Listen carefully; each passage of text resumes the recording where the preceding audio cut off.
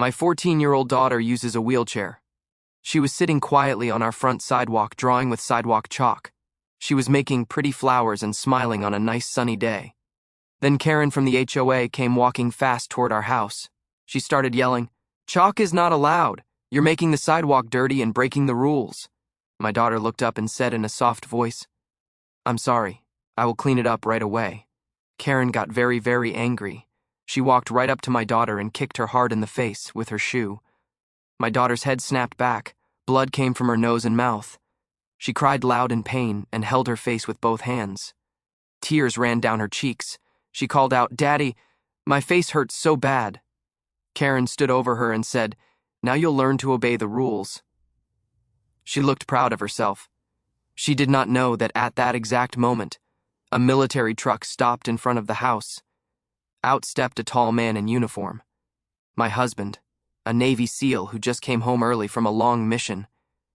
Before I tell you what happened next, tell me where you are watching from, and please hit subscribe for more stories where the good guys always win.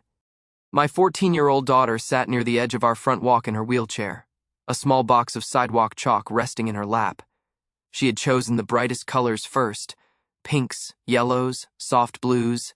Flowers bloomed beneath her hands, one careful shape at a time. She smiled as she worked, lost in her own little world. She wasn't loud. She wasn't in anyone's way. She wasn't bothering a soul. She was just a kid enjoying a good day. I was inside the house folding laundry, glancing through the window now and then the way parents do without even realizing it. Every time I looked, she was still there, peaceful, focused, safe, until she wasn't.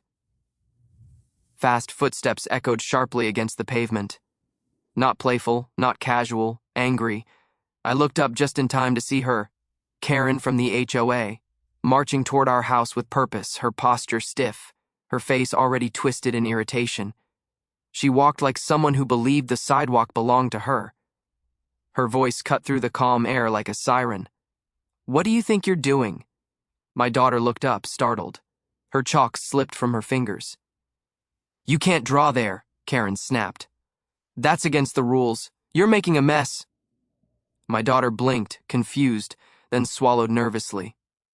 She had always been gentle, careful with adults, eager not to cause trouble. "I'm sorry," she said quietly. "I can clean it up right away." Her voice was soft, polite, apologetic. It should have ended there. But Karen didn't stop. Instead, her face hardened, the kind of expression that comes from wanting control more than solutions. She stepped closer, standing far too near, towering over my daughter in her chair. "I'm tired of people ignoring the rules," she said sharply. "You need to learn to follow them." My daughter's hands trembled as she tried to reach for the chalk again, as if cleaning faster might make the situation go away. Her eyes darted toward the house, toward me, toward safety. What happened next unfolded so fast it felt unreal. Like time broke in half. Karen moved suddenly, aggressively, crossing a line no adult ever should. My daughter cried out, her voice breaking in fear and pain, her hands flying up as she recoiled. The sound froze the air. It wasn't loud chaos. It wasn't dramatic noise. It was a single desperate cry that every parent recognizes instantly. "Daddy." The word cut straight through the house. I dropped what I was holding and rushed toward the door, heart slamming against my ribs. Outside, my daughter was shaking, tears spilling freely now, her small body curled inward as if trying to protect itself. Karen stood over her, not shocked, not apologetic, not concerned. She looked satisfied. "Now you'll learn to follow the rules," she said coldly, as if she had done something justified, as if authority excused cruelty. My daughter sobbed, her voice thin and broken. "My face hurts. Daddy." Neighbors' doors cracked open. Curtains shifted. People stared, unsure, afraid to intervene, caught between disbelief and fear of confrontation. And then, something changed. A low, heavy engine rolled down the street. Slow, controlled, powerful. A large military vehicle came into view and pulled to a stop directly in front of our house. The sound alone commanded attention. Conversation died instantly. Karen turned, annoyed at first, as if even this interruption offended her sense of control. The vehicle door opened. Boots hit the pavement, measured, solid, Certain. A tall man stepped out in uniform, shoulders squared, posture unmistakable, the kind of presence that doesn't need to shout to be felt. The kind forged through discipline, responsibility, and years of hard service. My husband had come home early, a Navy SEAL. Back from a mission no one in the neighborhood even knew he'd been on. He took in the scene in seconds, the chalk scattered on the ground, the neighbors frozen in place, the woman standing too close, and then, our daughter shaking, crying, reaching out. His jaw tightened, not with rage, but with something colder and more controlled. Purpose. He walked forward slowly, deliberately, every step calm and grounded. Karen opened her mouth, already preparing to complain, but she stopped when she saw his uniform, when she really saw him. He didn't raise his voice. He didn't rush. He simply said quietly and clearly, "Step away from my daughter." The street fell completely silent. Even the birds seemed to stop.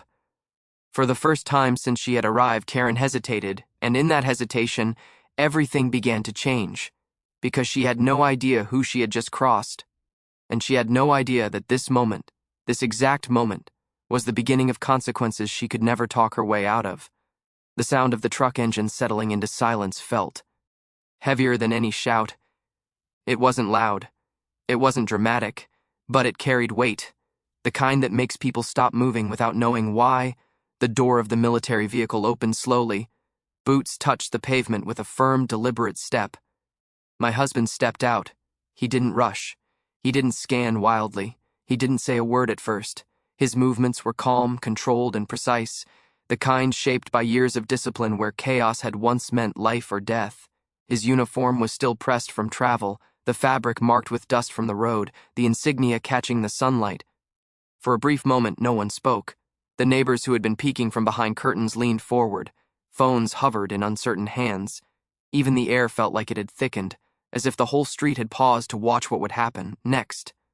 My husband's eyes moved quickly, taking in everything. The chalk scattered across the sidewalk, the wheelchair slightly turned, our daughter sitting stiffly, her hands shaking, her face wet with tears, and finally, the woman standing over her. Karen, she still hadn't stepped back. She stood there with her arms tense at her sides, chin lifted, wearing that familiar expression of authority she used whenever she believed she was in the right. The kind of look that said rules mattered more than people. My husband took one slow step forward, then another. Each footfall was measured, controlled, grounded. He stopped beside our daughter and lowered himself just enough to meet her eye level. His voice softened instantly, the edge gone, replaced with warmth and steadiness. "Hey, sweetheart," he said gently. "Daddy's here." Her breath hitched when she saw him. Her hands reached out, trembling, and he carefully took them, grounding her. She leaned toward him, as if finally allowing herself to believe she was safe. "She yelled at me," she whispered. "I said I was sorry. I tried to clean it." His jaw tightened for just a moment, but his voice stayed calm. "I know. You did nothing wrong."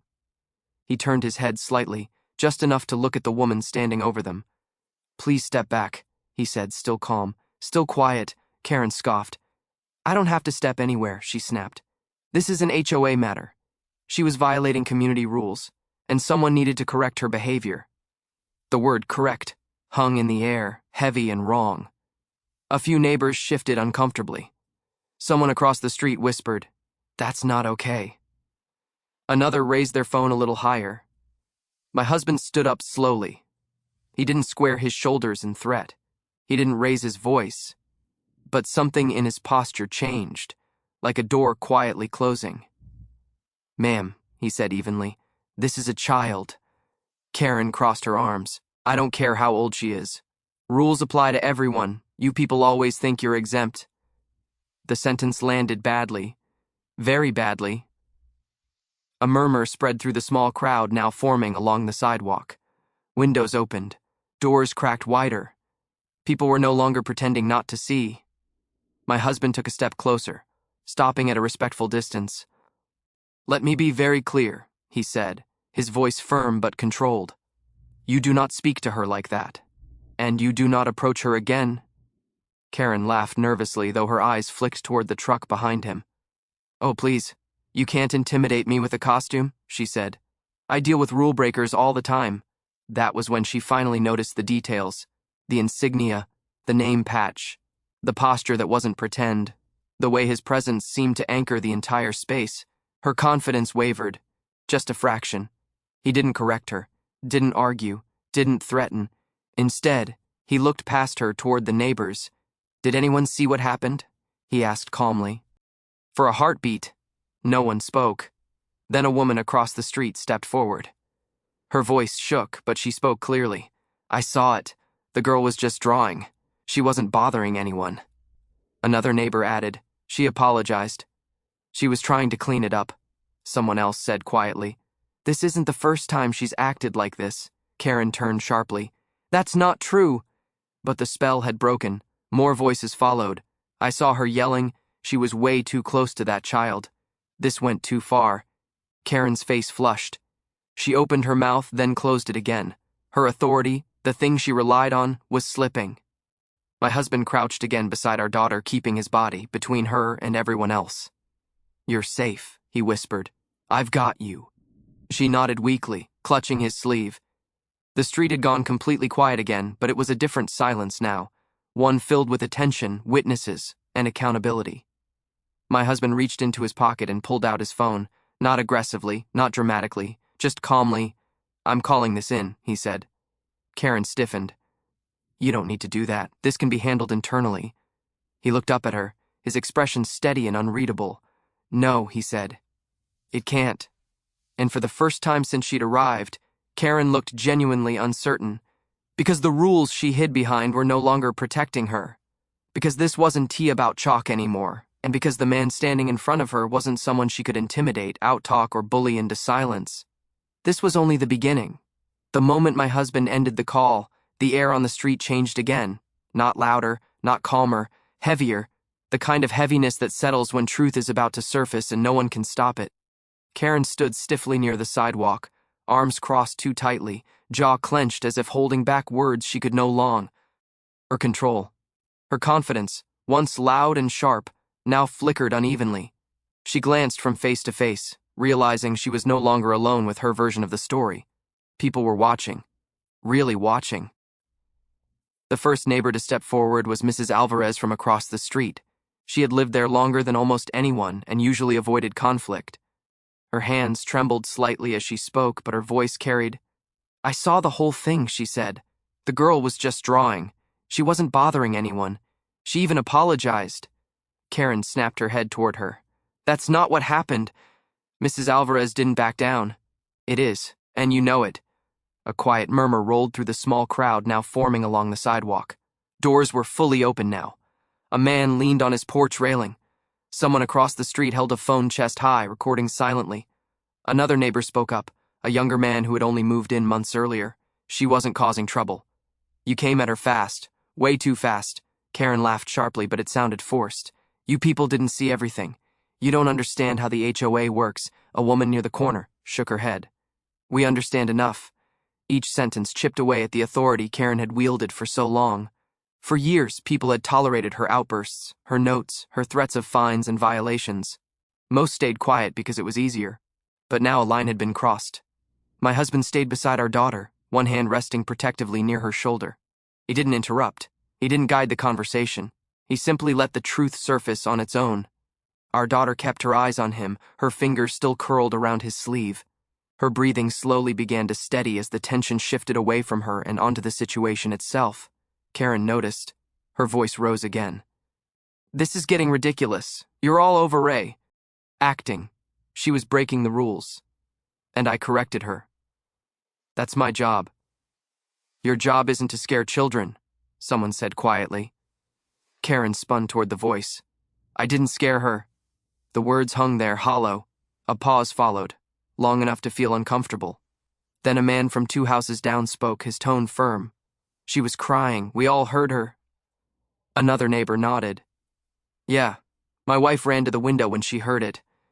Karen opened her mouth and closed it. Her face flushed deeper red. The carefully controlled image she had maintained for years was slipping, thread by thread. My husband finally spoke again, his voice calm but carrying clearly. "Multiple witnesses have described the same thing," he said. "That's not a misunderstanding." Karen turned toward him sharply. "You think you can just show up and turn everyone against me?" He didn't rise to the bait. I think people are finally saying what they've seen for a long time. That landed harder than any accusation. For a moment, Karen looked almost panicked. Her eyes darted toward the ends of the street, as if searching for an escape route or an ally. But none came. Instead, another neighbor spoke up. Someone quiet, someone rarely noticed. "She's done this before," the woman said softly. "Not like today, but she's yelled at kids, at parents, at delivery drivers. Everyone just tries to avoid her." A ripple of agreement passed through the group. Heads nodded, murmurs of "that's true," and "yeah, she has followed." Karen shook her head sharply. "This is ridiculous. You're all ganging up on me." My husband exhaled slowly, measured and controlled. "No," he said. "What's happening is accountability." The words seemed to hit her harder than anything else. In the distance, faint but growing, came the sound of approaching sirens. Not blaring, not urgent, just present. Real, unavoidable. Several neighbors exchanged glances. Karen stiffened. "You didn't need to call anyone," she said quickly. "We can handle this internally." My husband met her eyes. This stopped being internal the moment a child was involved. Silence followed. Our daughter shifted slightly, leaning more into his side. He gently adjusted his stance so she felt supported without being crowded. "You're okay," he whispered to her. "You're doing great." She nodded faintly. The sirens grew louder now, echoing softly between the houses. The sound carried authority, finality, a reminder that some situations move beyond personal control. Karen swallowed hard. Her voice came out thinner this time. "This is a misunderstanding." No one answered because no one believed it anymore. As the first patrol car turned onto the street, red and blue lights flashing gently against the houses, the crowd instinctively stepped back, creating space. The attention shifted fully. What had started as a quiet afternoon with chalk and sunshine had transformed into something else entirely, a moment where silence broke, where patterns were exposed, and where people finally chose to speak. My husband kept his eyes on our daughter, not the approaching car. The neighbors kept their eyes on Karen, and Karen, for the first time since anyone could remember, had nowhere left to look. The patrol car rolled to a stop at the edge of the street, its lights washing the houses in slow pulses of red and blue. The sound wasn't loud or aggressive, but it carried weight, the kind that made conversations stop mid-sentence. Two officers stepped out calmly, professionally, their movements practiced and unhurried. They didn't rush. They observed first. The crowd instinctively shifted, creating space. My husband stood beside our daughter, one hand resting lightly on the back of her wheelchair, steady and protective. He didn't step forward. He didn't wave them due. He simply waited. One of the officers approached him first, nodding respectfully. "Sir," he said, glancing briefly at the uniform. "We got a call about a disturbance involving a minor." My husband nodded. "Yes, that's my daughter." The officer's expression softened immediately. He crouched slightly to be closer to her level, his voice gentle. "Hey there. You're safe now, okay?" She nodded, still quiet, still holding on to her father's sleeve. The second officer began looking around, taking in the scene. The chalk drawings, the gathered neighbors, the tension still hanging in the air. Karen stood a few steps back, arms crossed tight against her chest. She looked irritated, impatient, as if this were all an inconvenience. "I don't know why you were called," she said sharply. "This was an HOA matter. Completely blown out of proportion." The officer turned toward her, neutral but attentive. "We'll hear from everyone, one at a time." Karen huffed but stayed quiet. The first officer asked my husband to explain what happened. He spoke calmly, clearly, never raising his voice. He didn't exaggerate or dramatize. He simply described what he had seen and what his daughter had told him. As he spoke, the officer nodded and took notes. Then the officer turned toward the neighbors. Did anyone witness the interaction? Hands went up, slowly at first, then more confidently. A woman stepped forward. "I did. She was just drawing." The child even apologized. Another neighbor added, "There was no mess, no damage, just chalk." Someone else said, "This isn't the first time she's confronted people like this." Each statement layered onto the last, forming a clear picture. The officers listened carefully, asking short follow-up questions. writing things down. Karen shifted her weight from foot to foot.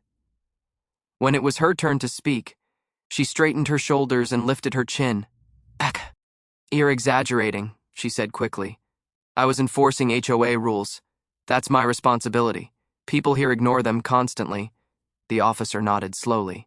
And how did you enforce them? Karen hesitated. Just for a second. I told her to stop, she said. I told her she was breaking the rules. The officer waited. That's all? He asked. Karen's jaw tightened. Yes. A quiet pause followed. Then one of the neighbors spoke again, firmer this time. That's not true. Another voice joined in. She scared that child. Someone else added, You were way too aggressive. The officer raised a hand gently to calm the overlapping voices. Thank you. One at a time. He turned back to Karen. Several witnesses are describing behavior that goes beyond verbal instruction. Is there anything else you want to add? Karen's eyes flicked toward the growing circle of neighbors. Her confidence wavered. She crossed her arms again, tighter now. I was just doing my job, she repeated, but her voice lacked conviction. The second officer glanced toward the chalk drawings, still faintly visible on the pavement. Flowers, hearts, uneven but careful lines. He looked back at Karen. Those washable chalk markings? Yes, she said sharply. They're against HOA rules. The officer nodded slowly. That may be something for your association to address later, but right now we're here because of a complaint involving a child. The words hung heavy. Karen opened her mouth, then closed it again. My husband remained quiet, his focus entirely on our daughter. He brushed a strand of hair from her face, steady and reassuring. She had stopped shaking now, though she still leaned into him. The officer crouched again near her, keeping his voice gentle. You did nothing wrong, he said softly. You hear me? She nodded. That simple sentence seemed to release something she'd been holding in. Her shoulders said just a little. Behind them, murmurs spread among the neighbors. Some shook their heads. Others whispered to one another, clearly shaken by what they'd witnessed. Karen stood alone now, physically and socially, separated from the group by an invisible line.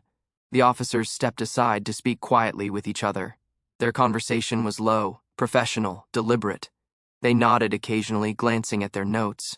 Finally, one of them turned back toward Karen. Ma'am, he said evenly, we're going to need to document this fully. We'll also be forwarding this information for further review. Karen's face tightened. For what? For follow-up, he replied. And for the appropriate authorities to determine next steps. Her voice rose slightly. You're treating me like a criminal. The officer stayed calm. We're documenting an incident involving a minor. That's standard procedure. Silence fell again. The realization began to settle in, not loudly, not dramatically, but heavily. This wasn't something she could argue away. This wasn't an HOA warning. This wasn't a meeting she could dominate. This had crossed into something real. My husband finally spoke again, his voice low but unwavering. All we wanted was for our daughter to feel safe in her own home. The officer nodded once. That's reasonable. Around them, the neighbors watched quietly, some with folded arms, others with sympathetic expressions. A few looked ashamed, perhaps for not speaking up sooner. The patrol car lights continued to flash softly, reflecting off windows and chalk dust alike. And in that moment, everyone understood something had shifted. The rules Karen had hidden behind no longer protected her. The silence she relied on had broken, and the consequences she never expected were now set in motion. The street looked different once the patrol car lights were turned off, quieter, heavier, more exposed. People lingered, instead of retreating back into their homes. Conversations stayed low but constant, rippling in small clusters along the sidewalk. What had happened could no longer be unseen, and everyone seemed to understand that pretending otherwise was no longer an option. Karen stood a few steps away from the officers, her posture stiff, her arms folded so tightly they looked locked in place. The confidence she once carried like armor had begun to crack. Her face, usually composed and superior, now twitched with irritation and something else beneath it. Fear, not loud fear, the quiet kind that creeps in when control slips away. One of the officers finished writing and spoke calmly. We'll be following up with statements from witnesses. Several people have already offered to provide them. Karen's head snapped up. That's unnecessary. The officer didn't react. It's procedure, she scoffed, but the sound lacked its earlier bite. This is being blown completely out of proportion. People here don't like being told what to do. A few neighbors exchanged glances. Mrs. Alvarez folded her arms. That's not why we're upset. Another voice added. You've been doing this for years. Karen turned sharply. Excuse me? A man near the curb spoke next, his voice calm but firm. You yell at people. You threaten fines. You single folks out. We've all seen it. Someone else nodded. We just didn't think it was worth the trouble to speak up. A pause followed. Heavy, uncomfortable. That's changed now, the woman said quietly. Karen looked around, visibly rattled. The support she expected wasn't there. The nods, the agreement, the quiet fear she had relied on, gone. Instead, she stood alone. My husband remained beside our daughter, his presence steady and grounding. He didn't join the accusations. He didn't need to. The truth was unfolding on its own. The officer addressed Karen again. You mentioned HOA authority. We'll be notifying the association about this incident. Karen's eyes widened. You can't do that. Yes, we can, the officer replied evenly. And we will. Her breath hitched. This is ridiculous. I volunteer my time. I enforce the rules because no one else will. A neighbor spoke gently but firmly. Enforcing rules doesn't mean hurting people. The words landed hard. For the first time since she arrived, Karen looked unsure of what to say. She opened her mouth, closed it again, then let out a sharp breath through her nose. Her shoulders slumped slightly, not in apology, but in defeat. The officer finished gathering information and stepped aside to speak quietly with his partner. Their voices were low, professional, methodical. Meanwhile, more neighbors had gathered. Some spoke softly among themselves, others simply watched. A few approached my husband to offer quiet support. She didn't deserve that, one woman said softly, glancing at our daughter. Another added, if you need statements, we'll give them. My husband nodded in thanks, his focus never leaving our child for long. He knelt slightly so she could see his face. You're doing great, he said gently. You were very brave. She managed a small nod. Her hands had stopped shaking now. The tension in her shoulders eased just a little. Nearby, Karen shifted again, clearly aware that the attention had fully turned against her. She tried to reclaim control, straightening her posture. This is turning into a witch hunt, she said loudly. I have rights. The officer looked at her calmly. Of course you do, and you'll have every opportunity to exercise them. That answer seemed to unsettle her more than an argument would have. Another officer approached with a notepad. We'll also be recommending that the HOA review, conduct policies, and enforcement authority. Karen's lips parted in disbelief. You can't be serious. I am, the officer replied. The realization hit her slowly. This wasn't a warning she could ignore. This wasn't a complaint she could silence. This wasn't a neighbor she could intimidate. Her influence, the invisible power she'd wielded through fear and pressure, was slipping away in front of everyone. Around her, the neighborhood felt different now. People stood straighter. Faces looked more resolved. Something unspoken had shifted. The mask had fallen.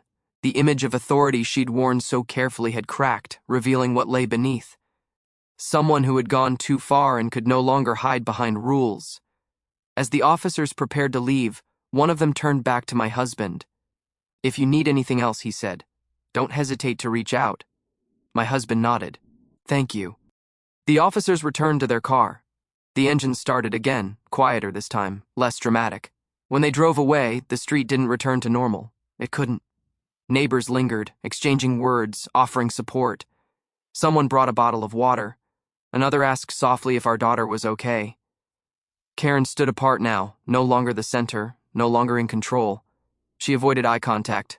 Her shoulders sagged. For the first time, she looked small. And in that moment, it became clear that this wasn't just about one afternoon, or one argument, or one mistake.